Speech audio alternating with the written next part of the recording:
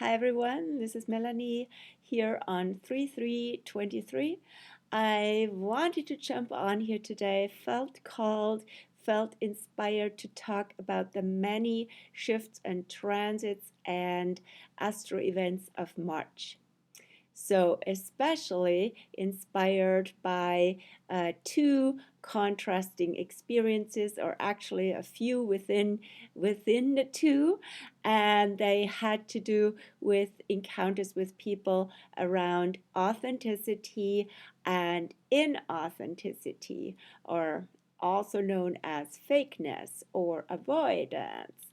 And that reminds me of the transit that's coming in, the alignment that's coming in of Jupiter Chiron in Aries on March 11th.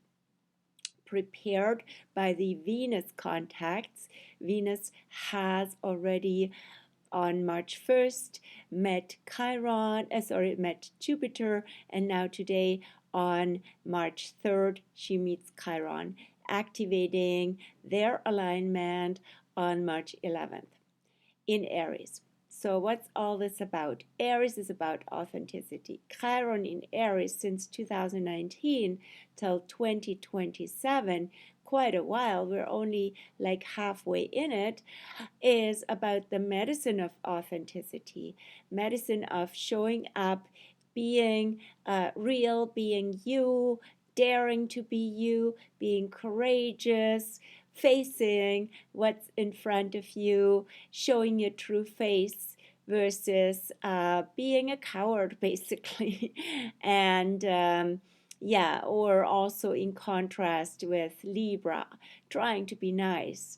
Aries can be in contrast to many things. So, in contrast to Libra, the opposite sign, it's about the dynamic between wanting to be nice, even a people pleaser, versus uncultured and pleasant, nobody gets hurt, versus being truly you. And more of that to come. Guess what? The North Node will also go into Aries and the South Node in Libra mid-July for the following 1.5 years.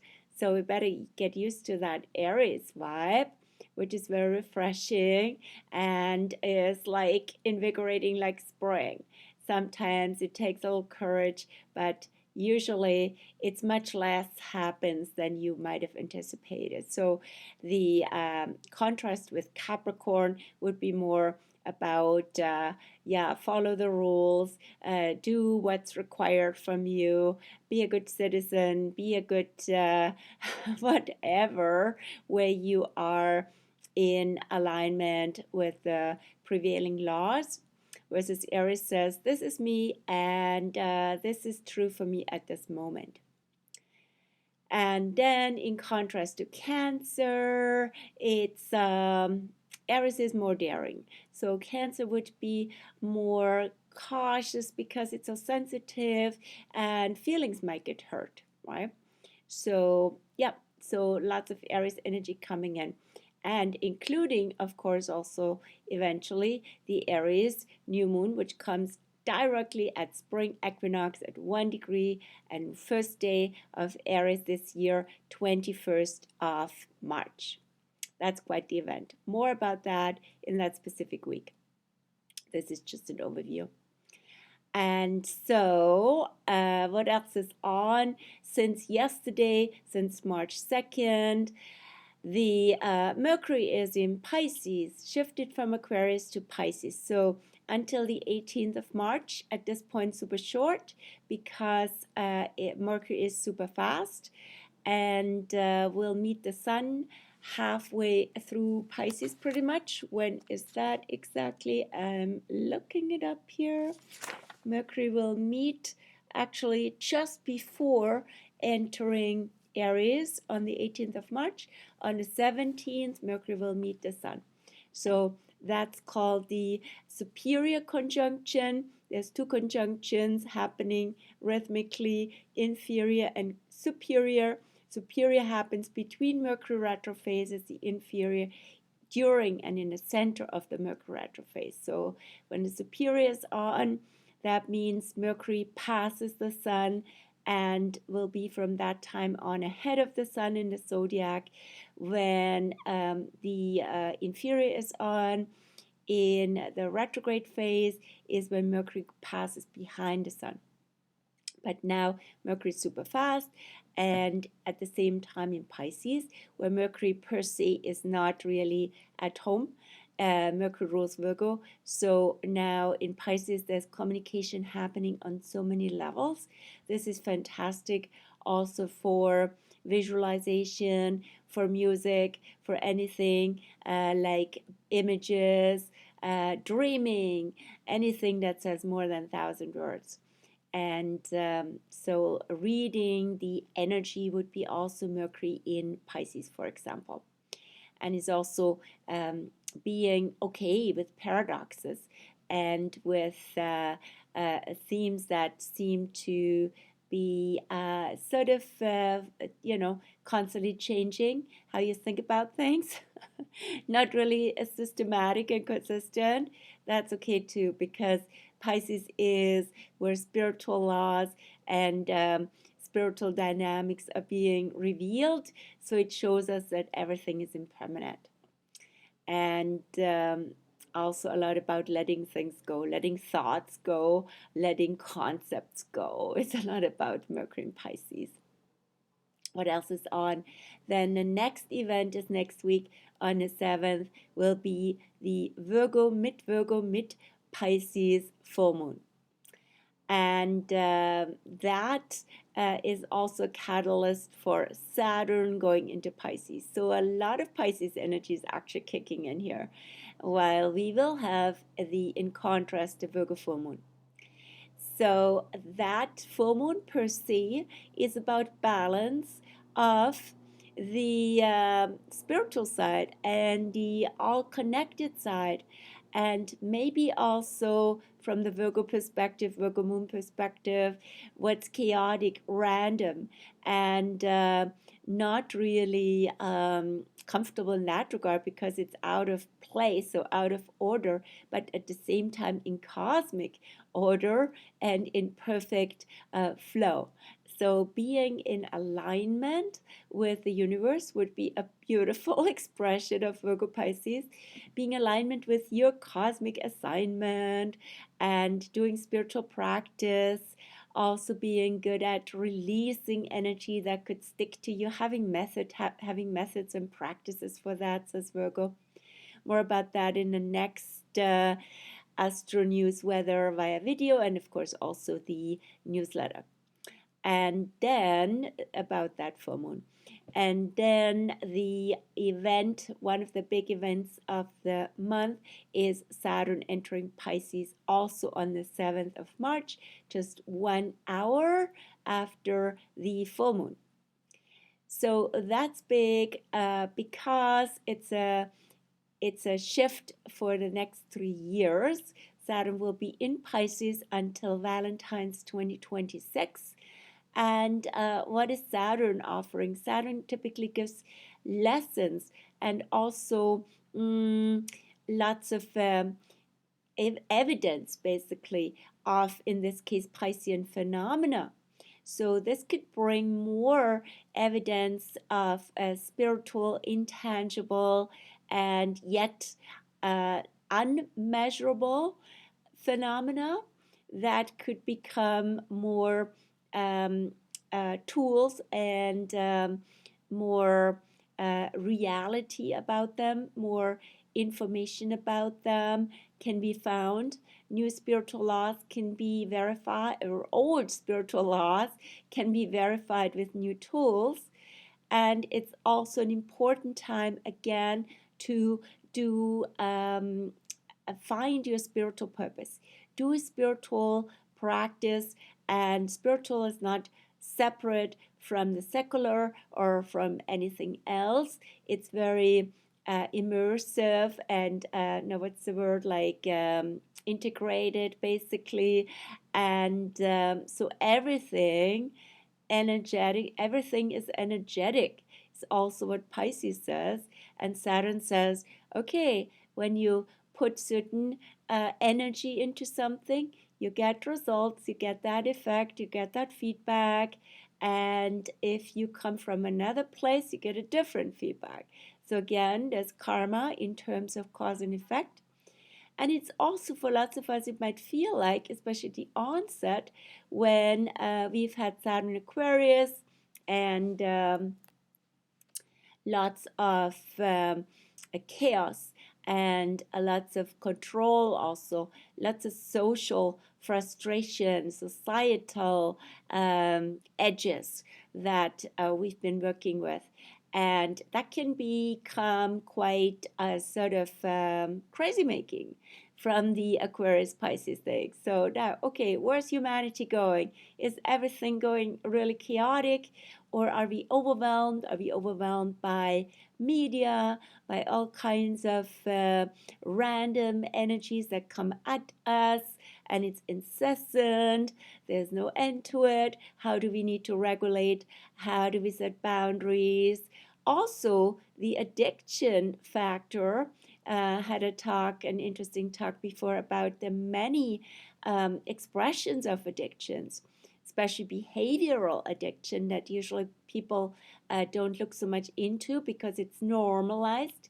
And yeah, so to become aware of those and to regulate those.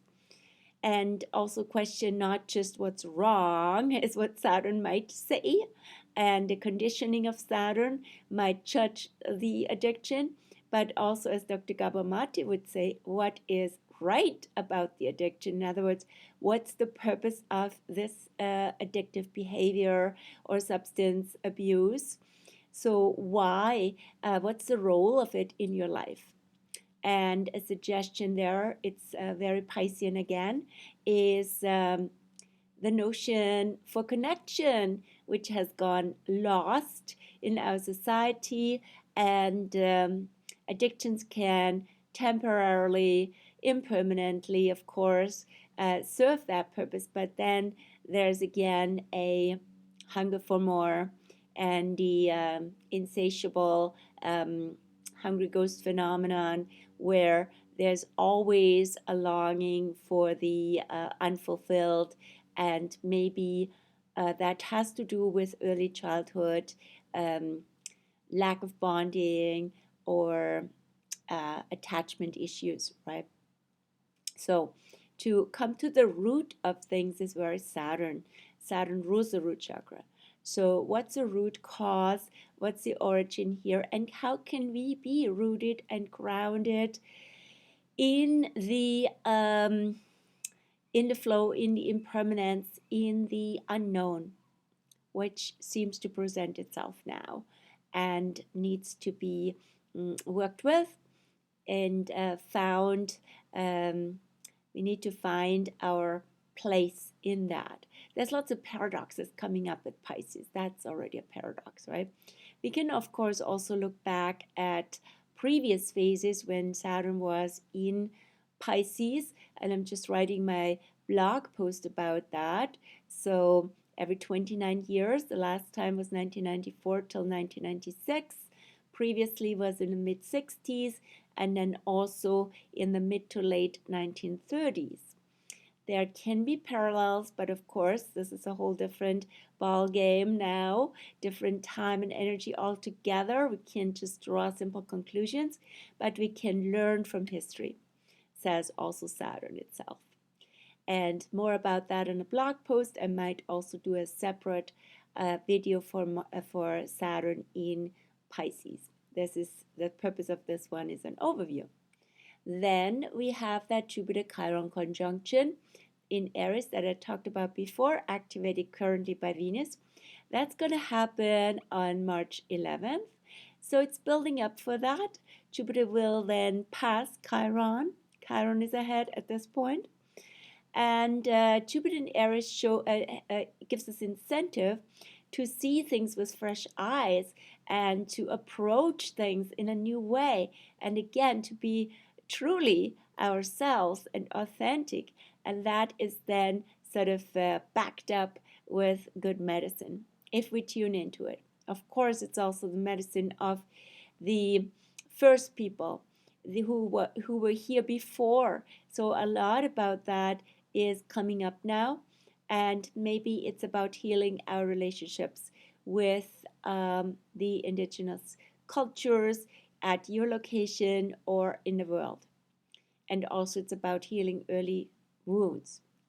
Chiron will be, as I said, in Aries still for a while, so there's still lots of opportunities, but now there is a big boost for it.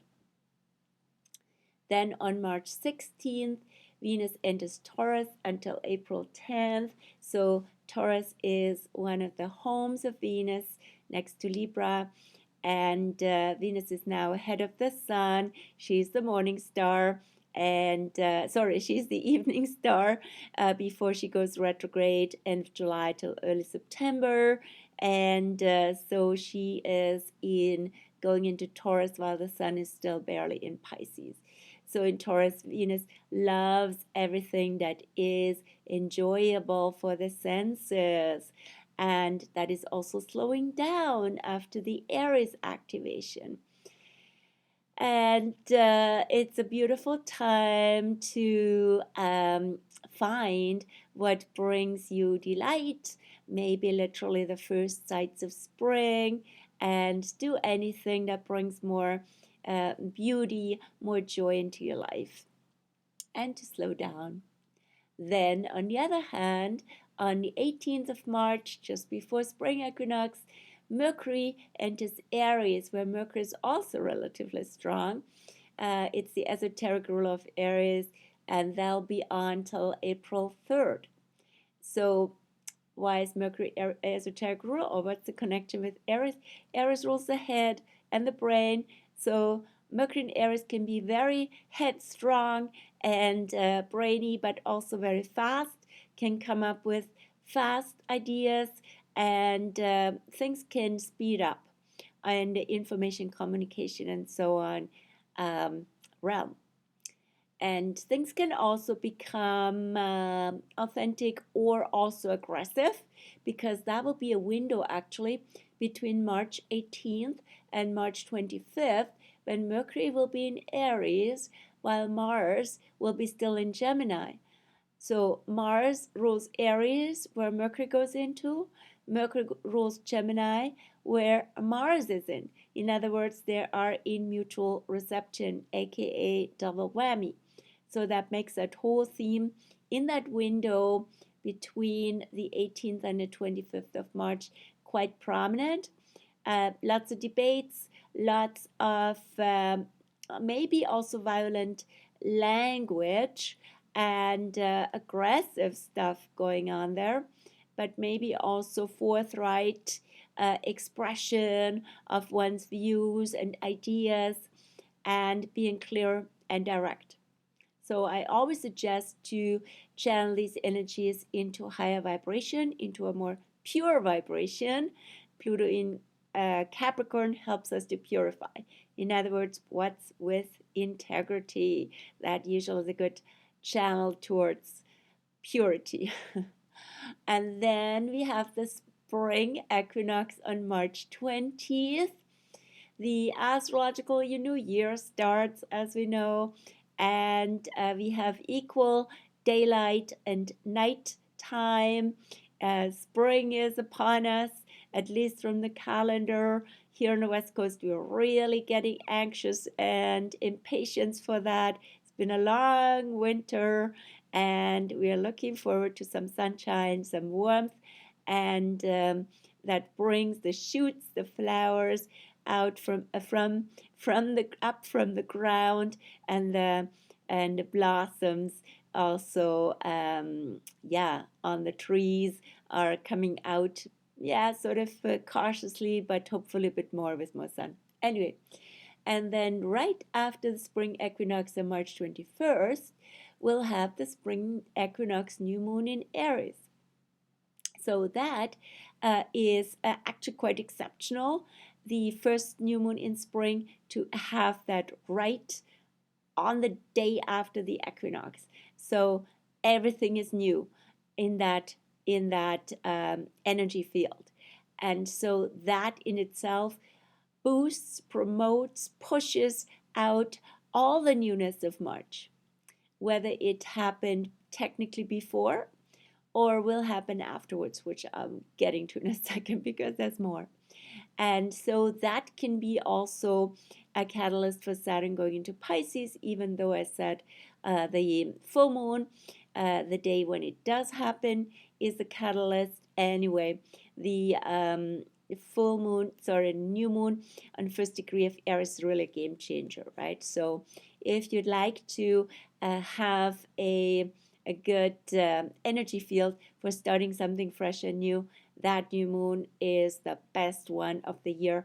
Also, there's nothing retrograde at this point. So full speed ahead for your visions, your dreams, your projects. And as I said, the new moon energy is always a conception energy. Usually, new moon is associated with setting new intentions, but actually, I'd say that's just one side of it. The intention setting sounds to me more like the yang masculine side of the new moon. There's also the yin side, of course, and it's the moon. So it's about conception, also being open to what comes your way and initiates and starts something, and being responsive to that. And that's also apropos Pisces, right? Pisces Saturn. Then, soon after, 2 days after that spring equinox new moon, of course, blogs to follow, lots of blog posts on the horizon here. 2 days after, on March 23rd, Pluto enters Aquarius for the first time. I'm sure you heard about that one. That's one of the major astro events of the year, next to Saturn going into Pisces. And Pluto doesn't, lots of astro memes and posts are out there. I'm not following them, but sometimes they come to me. So lots of people proclaim, yes, Pluto is now out of Capricorn and it's in Aquarius. Yeah, wait a bit. Not quite fully. These are two transition years. So 2023 and 2024 are years where Pluto goes forth and back and forth and back and forth from Capricorn to Aquarius. So I'll give you a little timeline. Here on the 23rd of March is when Pluto, for the first time in 240-ish years, because it's got a 48-year cycle, first time in 2.5 centuries, goes into Aquarius. And so that will be on March 23rd, right after spring equinox. That's a big deal. But it won't stay there. It will go retrograde end of April. Don't have that, or it's May 1st, I believe. And then it re-enters Capricorn, end of Capricorn, just the tail end, on June 11th, and has apparently unfinished business there.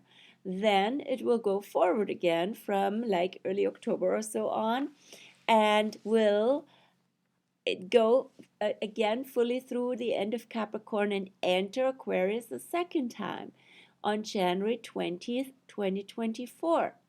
So that's 7 months back in Capricorn, and then in Aquarius. Will it stay in Capricorn? Will it stay in Aquarius? Nope, not quite yet. But now it will be 7 months in Aquarius until September 2nd, or a little bit more. So until September 2nd in Aquarius, and then back again in Capricorn, but now only for 2.5 months, until November 19th. And November 19th, 2024 marks the day when Pluto goes finally fully into Aquarius for the next 20 years. So in other words, this is such a cuspy transition phase of 2 years.